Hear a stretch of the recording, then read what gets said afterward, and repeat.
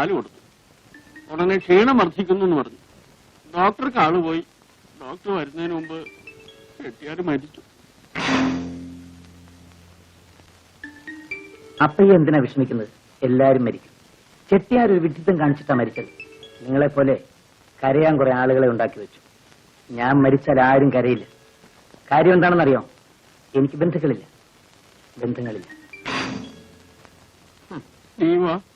വേഗം ചെല്ല. അയ്യോ, ഞാൻ എന്തിനാ വരുന്നത്? അവരൊക്കെ വലിയ ആൾക്കാർ. അവിടെ എന്നെ പോലുള്ളവർക്ക് എന്താ കാര്യം? അതിനുള്ള നിലയും വില എനിക്കുണ്ടോ? അപ്പയ്യ പൊയ്ക്കോളൂ, പൊയ്ക്കോളൂ.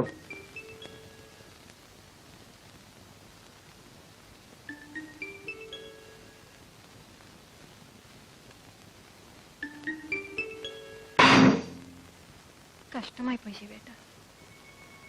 മദ്രാസിൽ നമുക്കുണ്ടായിരുന്ന ഏക ആശ്രയമായിരുന്നു അദ്ദേഹം.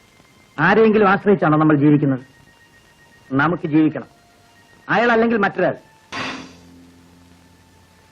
ശിവേട്ടൻ തീരെ മനുഷ്യത്വമില്ലാതെയാണ് സംസാരിക്കുന്നത്. ജീവിക്കണമെങ്കിൽ അതില്ലാതിരിക്കുക നല്ലത്. ഇവിടെ ആർക്കാ മനസാക്ഷിയുള്ളത്?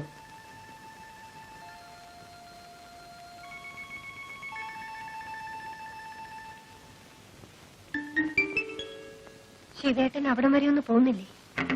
പോകണം, പോകും. സോഫി, എന്താ ശിവേട്ട? നിന്നോടൊരു കാര്യം പറയാനുണ്ട്. അത് കേൾക്കുമ്പോൾ സോഫി ഞെട്ടരുത്, വിഷമിക്കരുത്, വേദനിക്കരുത്. എനിക്കൊന്നും മനസ്സിലാവുന്നില്ല. നമ്മൾ എവിടെ വെച്ച് കണ്ടുമുട്ടിയെന്ന് എനിക്കറിയാം. എങ്ങനെ ജീവിച്ചു എന്ന് എനിക്കറിയാം. ഇവിടം വരെ എത്തി. രുക്മിണിയിൽ നിന്നാണ് എന്റെ വളർച്ച ആരംഭിച്ചത്. അതിനാക്കം കൂട്ടിയത് നീയാണ്. എനിക്ക് നിന്നോട് നന്ദിയും കടപ്പാടും സ്നേഹവും ഉണ്ടായിരിക്കണമെന്ന് നീ ആശിക്കരുത്. നമ്മൾ ഇവിടെ വെച്ച് പിരിയുകയാണ്. രുക്മിണിയും അന്ന് ഇങ്ങനെയാ വിളിച്ചത്. ചെട്ടിയാർ മരിക്കുന്നതുവരെ നീ എന്റെ കൂടെ ജീവിക്കേണ്ടത് എന്റെ ഒരു ആവശ്യമായിരുന്നു. ശിവേട്ടനിൽ നിന്ന് ഞാനിത് പ്രതീക്ഷിച്ചില്ല. സോഫി, നിനക്കൊന്നും തോന്നരുത്. രുക്മിണിയുടെ വളർച്ച അവസാനിച്ചപ്പോ അവളുമായി ഞാൻ കണക്ക് പറഞ്ഞു പിരിഞ്ഞു. നിന്റെയും വളർച്ച അവസാനിച്ചു. എന്റെ വളർച്ച ആരംഭിച്ചിട്ടേ ഉള്ളൂ. ഇനി നമ്മൾ ഒരുമിച്ച് ജീവിക്കുന്നത് എനിക്കും നിനക്കും ബുദ്ധിമുട്ടായിരിക്കും. ശിവേട്ടനെ വിശ്വസിച്ചാണ് ശിവേട്ടൻ പറയുന്നത് എന്തും ഞാൻ ചെയ്തത്. ശിവേട്ടൻ എന്നെ ഉപേക്ഷിച്ച ഞാൻ എങ്ങോട്ട് പോകും? എങ്ങനെ ജീവിക്കും? ഇതേ ചോദ്യമാണ് രുക്മിണിയും ചോദിച്ചത്. അവള് പോയില്ലേ? അവള് ജീവിക്കുന്നില്ലേ? അതുപോലെ നീയും ജീവിക്കും. ഈ വീട്ടിൽ നിന്ന് നിനക്ക് എന്ത് വേണമെങ്കിലും എടുക്കാം. നീ ചോദിക്കുന്ന എന്തും തരാം. പക്ഷേ എന്നെ മാത്രം ചോദിക്കരുത്. രുക്മിണി ഇറങ്ങിപ്പോയ വാതിൽ തുറന്നു കിടക്കുകയാണ്. നിനക്കും അത് തന്നെയാണ് വഴി.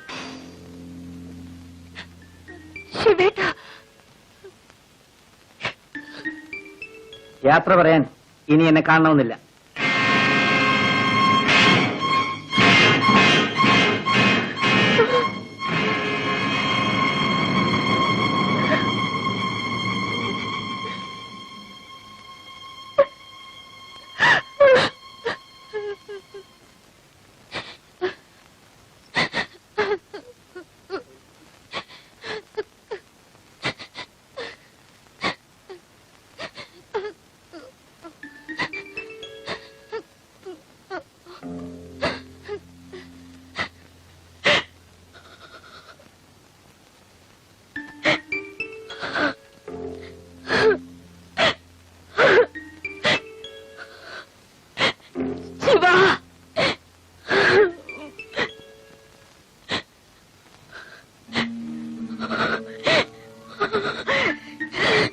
കരയാതിരിക്കൂ. അത് ചെയ്യാതെ നമുക്ക് മറ്റു യാതൊരു മാർഗവും ഇല്ലായിരുന്നു. என்ன இருந்தாலும் அவர் என் கணவர் தானே. அவரை நான் ചെയ്യാൻ പാടില്ലാത്തതാണ്. പക്ഷേ അത് ചെയ്യാതെ നമ്മൾ എന്ത് ചെയ്യും? எனக்கு இனிமே யாரு இருக்கான்னு சிவா? இனிமே எனக்கு எல்லாமே நீதானே. ഞാനുണ്ട്. എന്റെ കമലത്തിന് ഞാനുണ്ട്. തീർച്ചയായും നിനക്ക് എന്നെ വിശ്വസിക്കാം.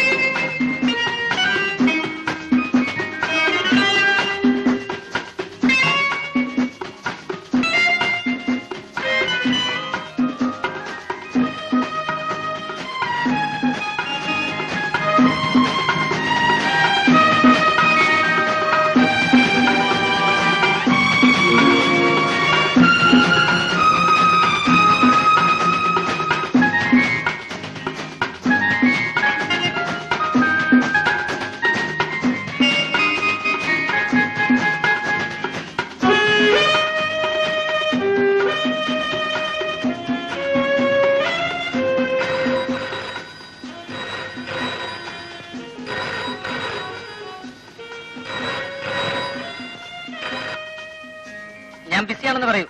ആര് വിളിച്ചാലും 1 മണിക്കൂർ കഴിയാതെ ഒരു കോളും കണക്ട് ചെയ്യരുത്.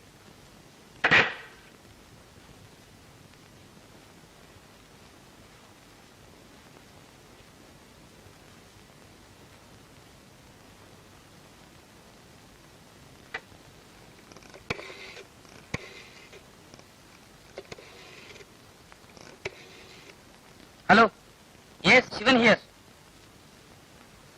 കമലല്ലേ? ശരി ശരി, ഞാൻ വൈകുന്നേരം വരാം.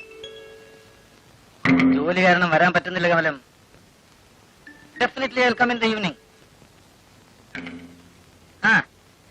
ഞാൻ ഒരു അത്യാവശ്യ കാര്യം പറയാനാണ് വിളിച്ചത്. എനിക്ക് 1 ലക്ഷം രൂപ വേണം. ഒരു ചെക്ക് മീറ്റ് ചെയ്യാനുണ്ട്. 50,000. കൊടുത്തയക്ക്. ഞാൻ പറഞ്ഞില്ലേ, വൈകുന്നേരം തീർച്ചയായും വരാം.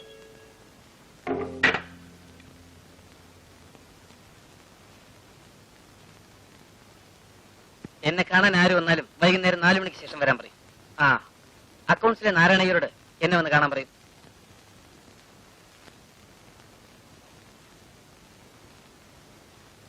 എടാ ശിവ, 50,000 രൂപയുണ്ട്. അമ്മ തന്നയച്ചതാ. നിന്നെ ആ കൃഷ്ണവേണി അന്വേഷിച്ചു. അവളിപ്പോ എവിടെ താമസം അറിയാം? ജമിനിയുടെ പുറയിലെ കല്യാണ മണ്ഡപം ഉണ്ടല്ലോ, അതിന്റെയും പുറയില. അവൾക്ക് ഇവിടെ വന്ന് നിന്നെ ഒന്ന് കാണണമെന്ന്. ഞാൻ പറഞ്ഞു, അയ്യോ അങ്ങോട്ടെങ്കിലും ചെന്നു പോലെ, അവനിപ്പോ പഴയ ആളൊന്നുമല്ല.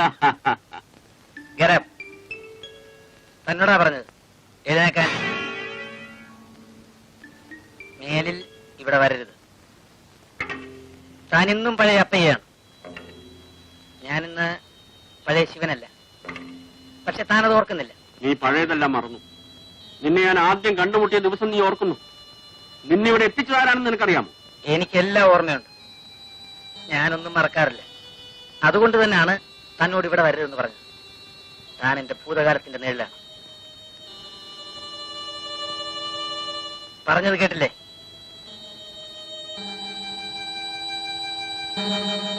മത്തായി, സോറി, അപ്പയ്യ, താൻ എന്നെ ഒരുപാട് സഹായിച്ചിട്ടുണ്ട്. അതിന്റെ പ്രതിഫലമായി തനിക്ക് എത്ര പണം വേണമെങ്കിൽ ഞാൻ തരാം. പെണ്ണുകൂട്ടി ആർക്ക് വേണോടാ നിന്റെ പണം? നാളെ ഈ മുഖം എനിക്ക് പരിചയം ഉണ്ടാവില്ല. അതുകൊണ്ട് പറഞ്ഞ നന്ദി കേട്ടവൻ. Get out.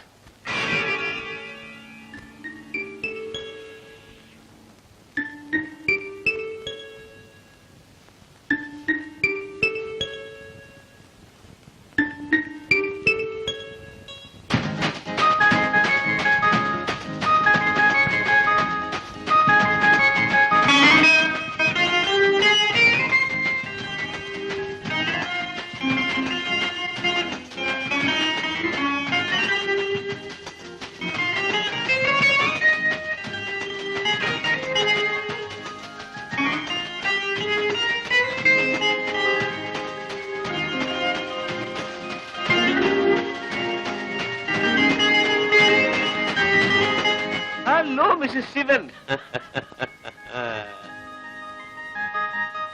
ഞാൻ തീരെ വിചാരിച്ചില്ല മിസ്റ്റർ ശിവൻ എന്ന് വരുമെന്ന്. ഒന്ന് ഫോൺ ചെയ്തുകൂടായിരുന്നോ? വരൂ, നമുക്ക് അകത്തിൽ സംസാരിക്കാം.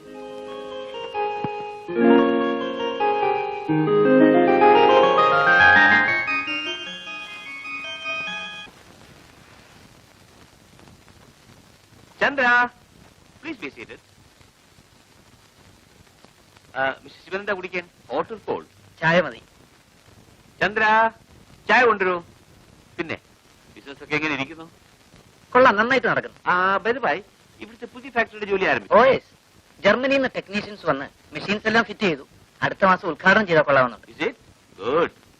മിസ്റ്റർ മേനോൻ, നിങ്ങൾ ഡൽഹിയിൽ വലിയ പിടിപാടുള്ള ആളല്ലേ? എനിക്കൊരു ചെറിയ സഹായം ആവശ്യമുണ്ട്. എന്ത് വേണം പറയൂ. എന്റെ ഫാക്ടറിയുടെ ഉദ്ഘാടനത്തിന് ആ, അടുത്ത മാസം ആദ്യം പ്രൈം മിനിസ്റ്റർ ഒന്ന് കിട്ടിയാൽ കൊള്ളാവുന്നുണ്ട്. അത്രേ ഉള്ളൂ. It's very easy. അദ്ദേഹത്തിന്റെ PA mister Chaudhary is a president of mine. വേണമെങ്കിൽ ഇന്ന് രാത്രി തന്നെ ഫോൺ ചെയ്യാം. Is it radiogram? No no no no, എന്റെ മകൾ ജമുനയാണ് വായിക്കുന്നത്. ഒരു നമുക്ക് മുകളിലോട്ട് പോകാം. He will not believe what an expert she is in piano. Come on.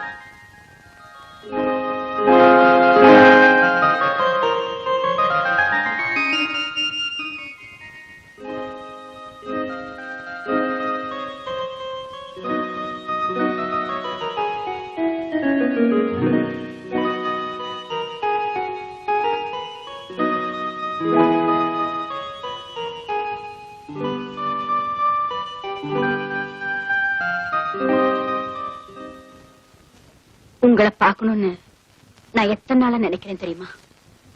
Telephone பண்ணா நீங்க இல்லைன்னு தான் அங்க இருக்கிறவங்க சொல்றாங்க. நேத்திக்கு உங்களை பாக்குறதுக்காக நான் உங்க வீட்டுக்கு வந்திருந்தேன். அப்பவும் என்னால உங்களை பார்க்க முடியல.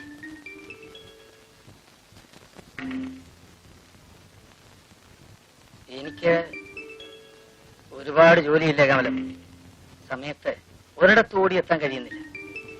என்ன வேலை இருந்தாலும் எனக்கு ஒரு டெலிபோன் பண்ணக்கூடாதா? തിരക്കിനിടയിൽ ഒന്നും ഓർക്കാൻ കഴിയുന്നില്ല. കമലം എന്തിനാ എന്നെ അന്വേഷിച്ചത്? ஒரு சந்தோஷமான சமாச்சாரம் உங்ககிட்ட சொல்லத்தான். പറയൂ, എന്താണ്? நான் உங்க குழந்தைக்கு தாயாக போறேன்.